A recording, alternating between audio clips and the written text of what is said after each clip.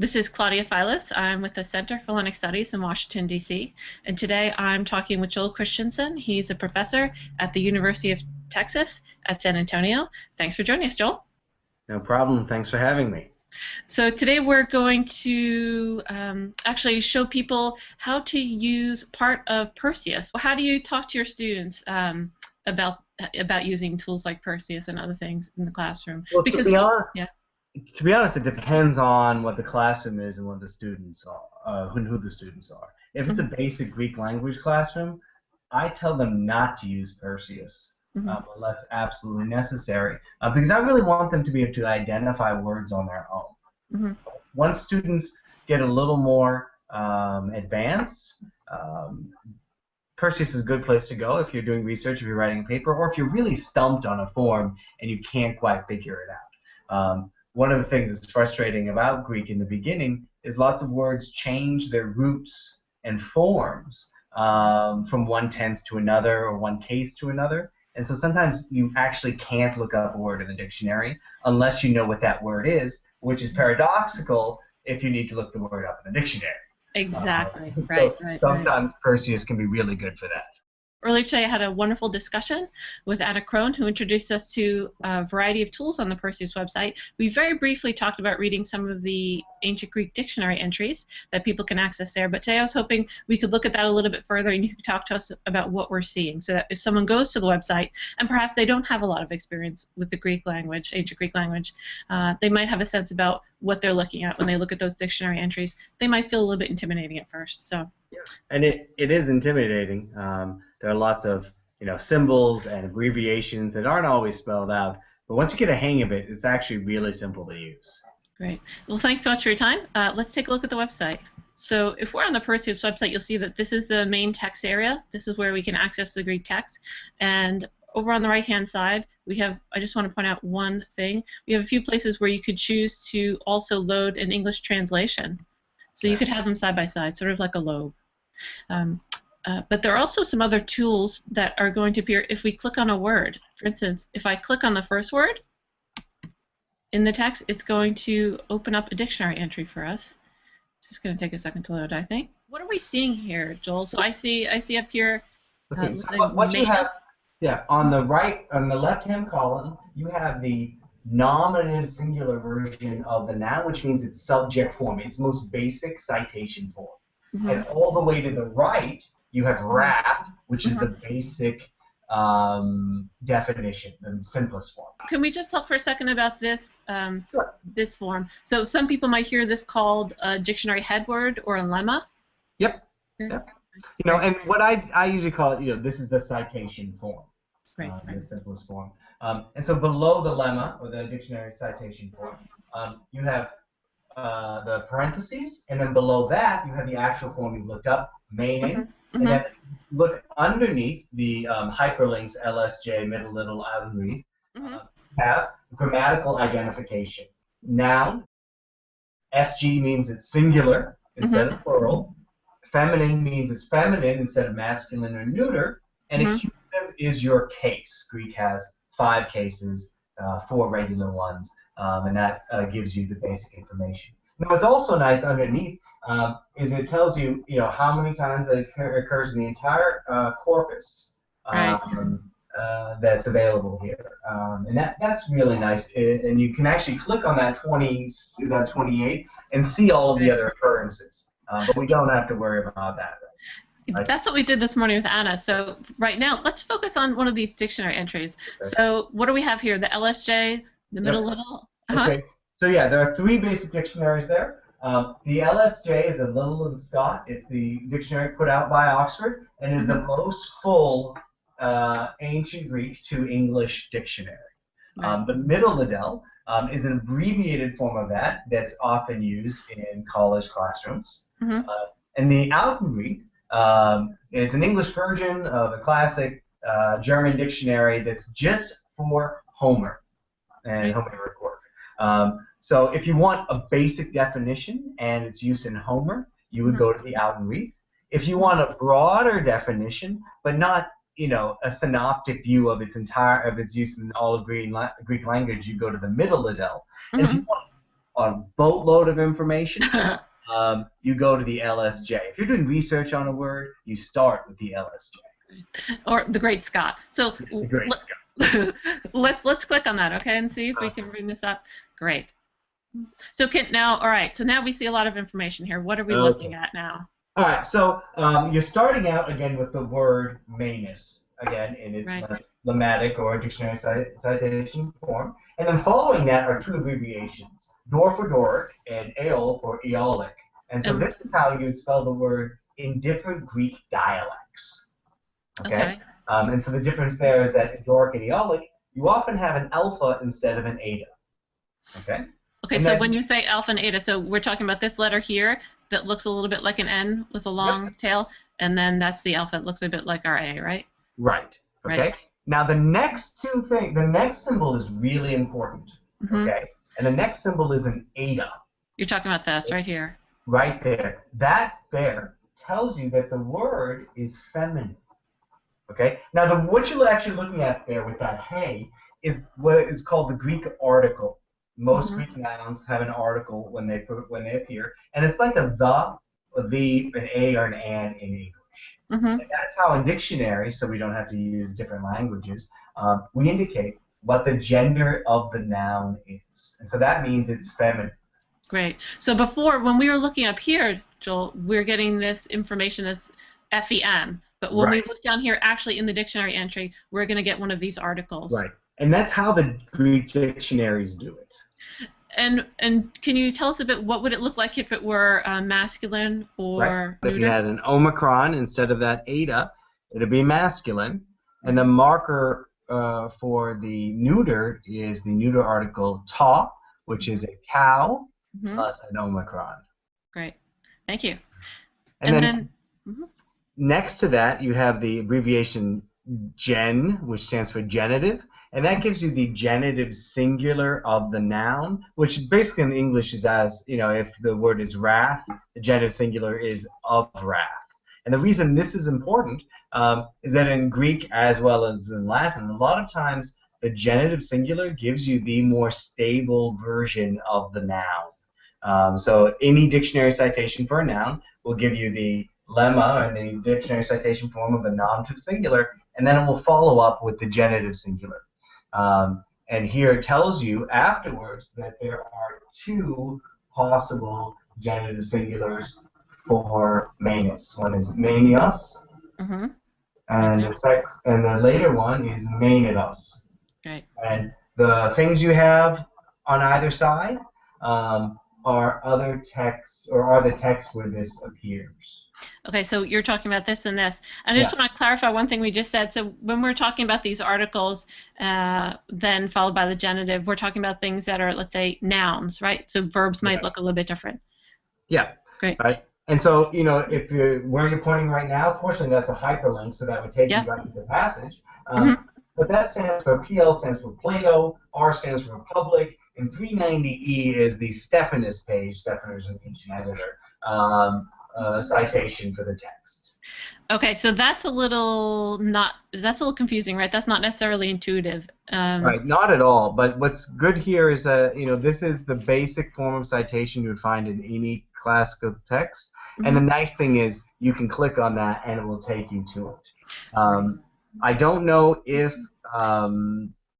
Perseus has an abbreviation table. It does. It looks like up in the corner there's something that says "View abbreviations." I don't know if that will do any good. But okay, maybe, yeah. Most of the time you'll be able to follow these links, and some of them, as in following Manidos, there aren't links there. Right. And some of them are mysteries even to me. All right. So the first one I know is Iliad. I'm not quite sure who the next one is. Okay. Right. Wait, then maybe that's. Yeah, but so that's not a full link because some texts actually are not available on Perseus right now, right? Right. And so while you're learning this, don't worry too much about those. But if you can get your hands on a hard copy of LSJ, all the abbreviations are laid out in the front. And I'm pretty sure if you do a Google search for LSJ abbreviations, you can find a list that way. actually users can access a list of abbreviations for authors and works right on the Perseus website. So after that, notice you get what's called that full M dash, and then you get the word wrath in italics. Yep, right here. And it says it'll give its earliest attestation, so from Homer, right? And it means frequently the wrath of the gods. And right there. CHS community member and master Leonard Gilmer has a book all about Manus that helps us spell out some of this stuff. And then following Anger of Achilles, right? Yeah, yeah. Following, what you'll often get are some other more idiomatic uses of the word, right? So main apothéo tells you, this is where it's used. Right, Common way to use it. And you'll also find here in this space, as we move on to the dictionary definition, if there are special uses or special grammatical functions of the noun. So if it often, if a word like dear or worthy will often take grammar like worthy of or dear to. And so sometimes you'll find specific uses like that. Can you explain this? I'm looking at this. This looks like the letter M, right, that we're seeing with the manus, right? But that's a mu, and then a period. What's going on there? There, the author or the editor has decided not to spend any more time printing manus. Okay. And you can see that repeated in the next line after worship as heroes, toisen, mu, and then moving on, of course, in the bottom line as well. Yeah, right there. And so again, the old school of lexicography is to build up a definition by providing the full semantic sphere of a noun or a verb, so by looking at every major occurrence. And that's really what's going on here, is we're getting a tracing of the earliest occurrences. Great. And so, but that's really important because in terms of the way that we tend to approach looking at this literature and trying to understand these words, that's really the way to build up your understanding of the word, right? Is to look at many, many examples. Right, because words don't exist in abstract. They exist in context and use. And this is really what's going on here, is we're getting sort of, a hyperlinked outline of the word use in its earlier appearance. And it's really useful. To start out, though, it's probably most useful just to look at the beginning parts of the word. And for nouns, I'm going to call it transparent. But maybe it might be useful to go back and look at a verb. So yes. See how much more complicated that can be. Shall we look at Ada? Sure. That one might be. Yeah, we'll start there. Okay? Or do you want me to look at a different one? Do you see a verb you'd like me to use? Let's not game the system. Let's just start with Ada. Okay. All right. So So this is a lot longer, right? We're seeing a lot. Yeah, we're seeing a lot more here. So let's start from the beginning again. All right. So it will go to the lemmatic form or the dictionary citation form again with Ado, and that is the citation form, the most simplest form we think, which is the first person singular present of the verb. Okay. And what's following is that you're finding out that this is not a common form. All right. So you have ion period and poet period, which means it is an ionic form. It's another Greek dialect. It's poetic, and it's used by HOM period, which is Homer, and PI period, which is Pindar, and sometimes in tragedy and comedy, and then it says even in trimeter. Okay, so I mean, look at all that information that's super compressed. Right, and then it continues to give you more information. It also exists in ionic prose, right? And then following, you get an additional bit of information. You get the contracted form, which exists in the Anacreonta, which it tells you. And basically, if you look at the contracted form, it's just the vowels have been smashed together. So instead of Ado, you get Ado. Great. Okay? And so you see it's in those other forms. And then you start to get some slightly different forms of verbs. If you start to learn Greek, you'll learn that the Greek verbs have 6 principal parts. Right. Which is sort of like what we said earlier with the genitive and the noun, which is that those 6 principal parts, or the 6 different forms, represent all the mutations or transformations a verb can go through. So in a full world, you will get future form, an aorist form, which is a one past tense, a second past tense called perfect. You'll get passive stems for the perfect and aorist, and did I get all the forms? I think I said them all. And the present form. All right. So what happens following the big letter A is you get the basic form of the verb. All right. So after the big letter A, you have iadon, and it says if you look before the A, you have the abbreviation IMPF. Yeah. What does that mean? That means imperfect. Right. It's a type of past tense. Right? And after that, you find out that there are 2 different types of imperfect forms in Homer. Okay, Aedon, which is in the Odyssey, or Aedon, which is in the Odyssey, and then Aedon, which is in the Iliad, and then there's a tragic and Attic form, Aedon. Okay. Right. So you've just been given 3 different potential variations for the imperfect for this tense. Right. Then you have. So you get, after that semicolon, you have the abbreviation FUT, which gives you the future form, isomai, and then some other variations until you get all the way, well, basically, where's the next one? Okay, it gives you future form variations, basically until you get to the abbreviation AOR period in the 5th line down. All right? So this is the there you go. form. Aorist, yep, right here.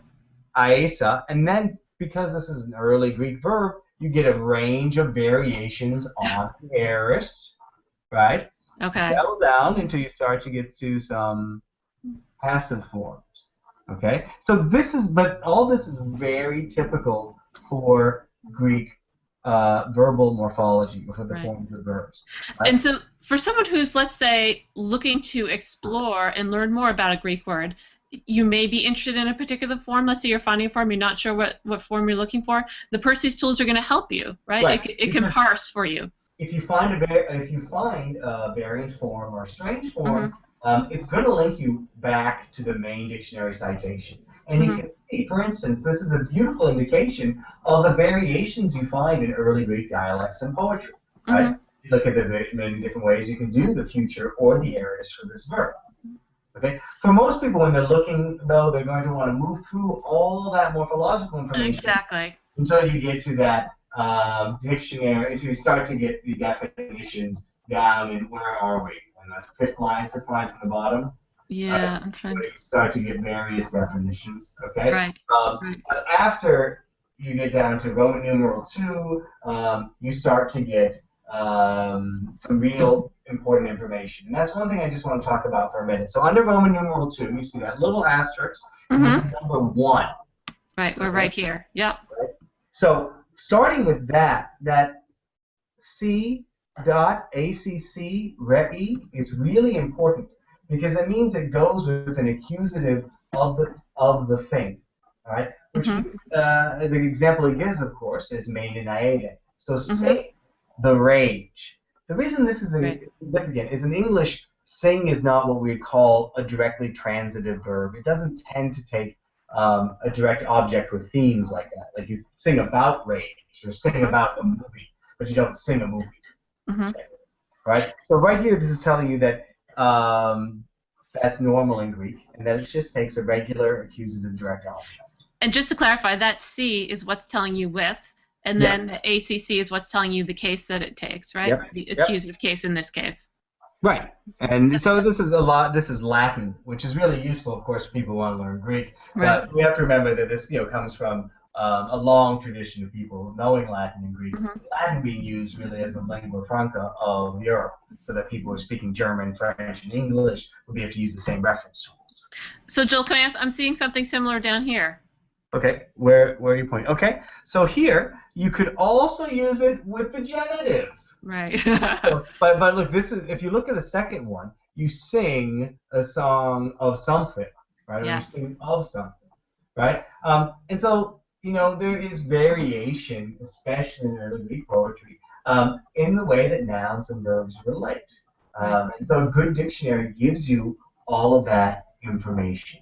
Okay? If you look down, if you move down to number 2, right, it says, you can sing praises of people or praise people. And so sometimes they try to give a little nuance to the verb and select English nouns, verbs that would make it, let's say, would lubricate the translation a little bit. So instead of saying sing the hero, we say praise the hero or celebrate the hero.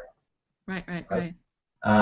Which is interesting. Then, of course, the verb can be used in different ways depending on the voice, whether it's active, passive, or the Greek has this thing called the middle, which is somewhere in between. So if you look at number 3, number 2, you can say here is a passive version. The heroes are celebrated, or she is celebrated as the nurse of heroes, is the example given there. And before you mentioned middle, what would be the abbreviation for middle? Can you tell us about that? Medio, because it's Latin. Right, and so that's up here, right? Right. And so this is important. Just one more note to make to demystify Greek a little for you. In Greek, the middle and the passive forms are almost always the same, except for the future and aorist tenses. Okay. So if you look at that where you're pointing right there, where it says med.aor, it's important because this is the middle aorist form. Right. As opposed to the aorist passive form. And I'm trying to scan through there. Do they have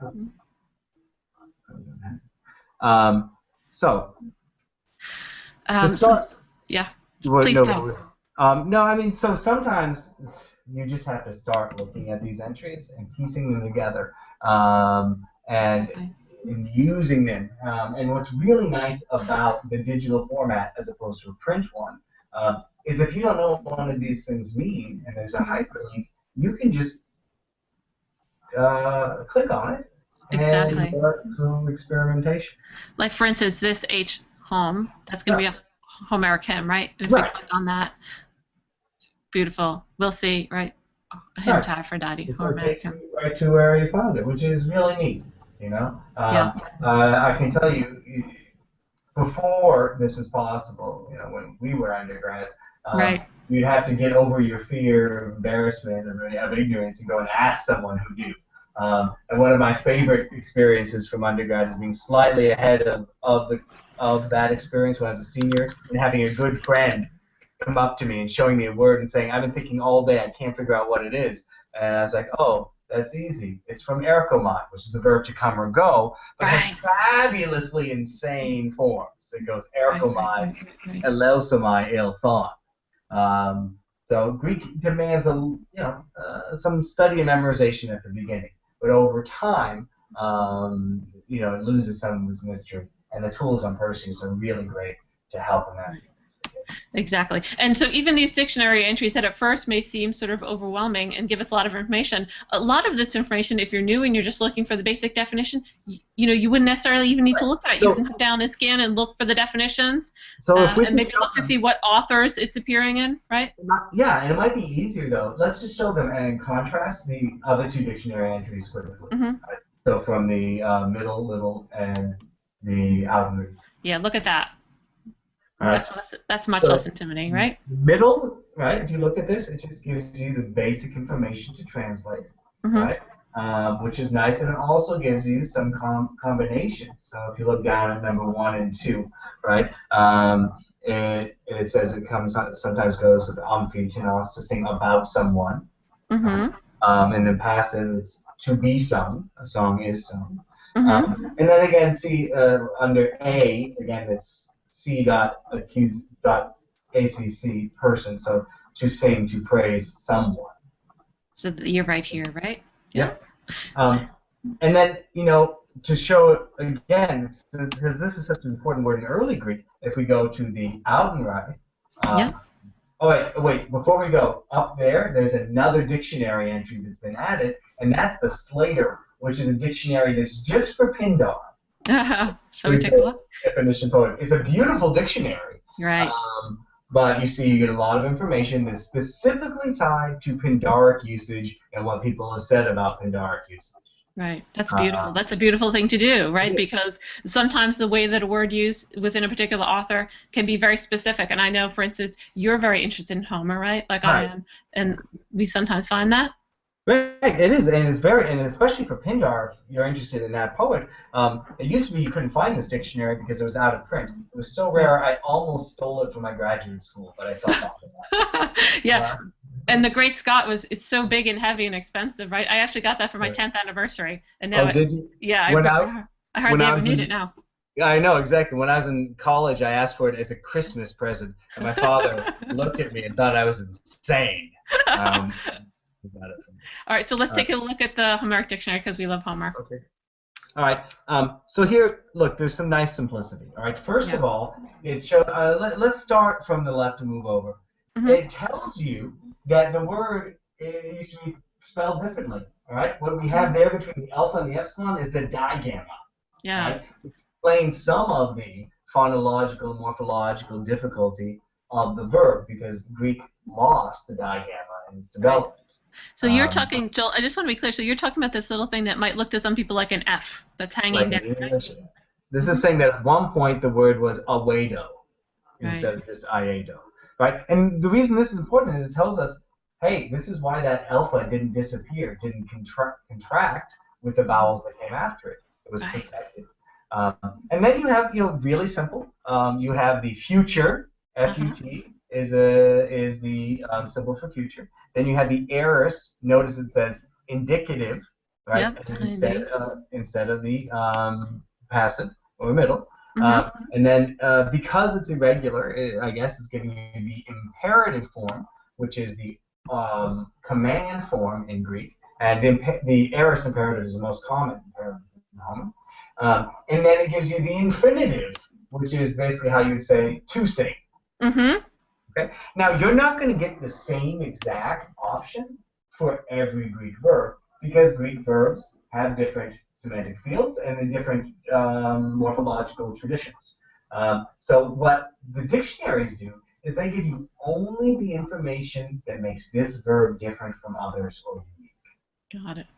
Okay. Because before, when you were talking about the 6 principal parts, those are sort of, in a perfect world, if every verb were completely regular, those are the only forms you would need to know every possible form, right? But that's just not the way it works. It's not the way it works. And for, iedo is basically deficient. You're not going to find all 6 principal parts. Right.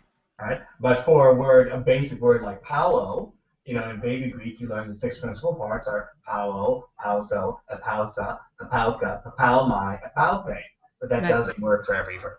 All right, so moving on to this one, right? We get different translations, right? And we also get elaborations, right? So you can say you sing songs of heroes, right? And then, or you can sing of themes. So you sing the rage, or you sing this great example from the Odyssey. You sing the homecoming of the Achaeans, which means like this is a type of story that would be sung. Right. And then, you also get some examples where it's being combined with adjectives, with male, sai, or liga, kalon. And, very nice, simple, gives you as much information as you need. And if you want to do more study, you can go back to your Great Scott. Yeah, that's great. Well, Joel, thank you so much. I really appreciate the time you've taken to show us, the intricacies of reading these, and also to show us that they can give us all this beautiful information, but also that we can choose to just get the information we need and not be overwhelmed, and that we can see what these abbreviations are. They're used over and over again. And in our community, we're going to try and post the list of abbreviations from the Great Scott. That should be a big help to people. Well, and I'm sure, the community over time could even generate its own list if it's not available, but it should be. True. Great. Okay. Thank you so much again, and we hope to talk to you again soon. Okay. Have a great day. Thanks. Bye.